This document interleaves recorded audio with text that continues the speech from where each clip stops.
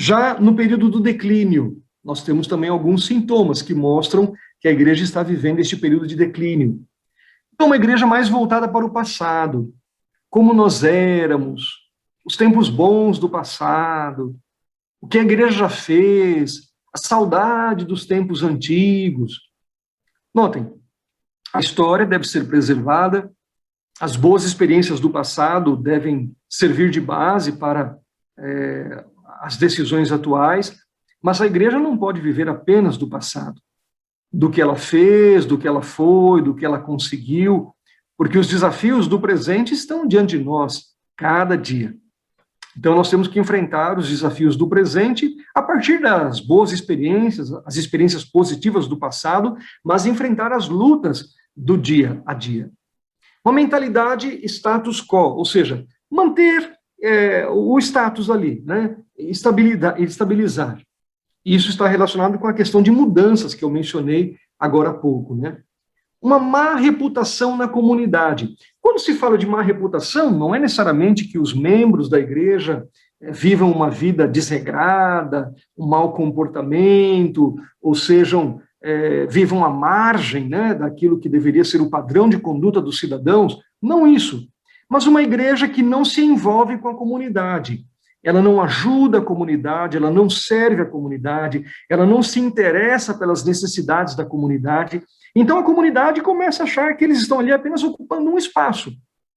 E aí estão incomodando com os seus carros, que estacionam na rua, estão incomodando com o som, o volume das músicas, o horário dos cultos, e você conhece, sabe essa realidade, né? Agora, se a igreja está servindo a comunidade, a igreja está atendendo às necessidades da comunidade, existe uma propensão favorável da comunidade para com a igreja. Além disso, a igreja em declínio experimenta também um liberalismo teológico, a perda de membros, não há mais uma dinâmica espiritual. A porcentagem do orçamento voltada para as necessidades internas continua aumentando. Não há verba para evangelismo, não há verba para missões, não há verba para envio de missionários, mas há verba para modernizar a igreja, para trazer o luxo, ornamentar a igreja de uma forma mais adequada, né?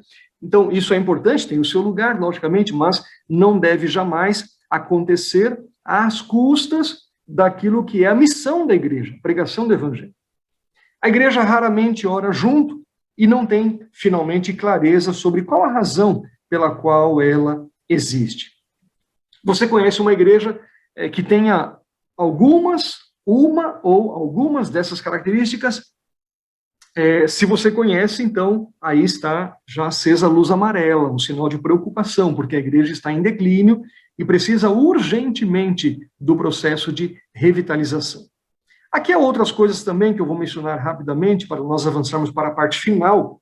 Então, terceirização do ministério, dissociação entre a dinâmica da cidade, as preocupações da igreja, pouco interesse demonstrado pelos moradores da cidade em relação às propostas da igreja, perda do fervor missionário, a juventude está alheia ao modelo de igreja, perdem-se os jovens também, supervalorização de tradições, estilos e estruturas e resistência a todo tipo de inovação.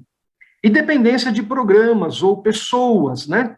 Grandes figurões, personalidades, personagens do mundo evangélico para tentar reverter a tendência de declínio e conseguir novamente o crescimento ou estabilidade.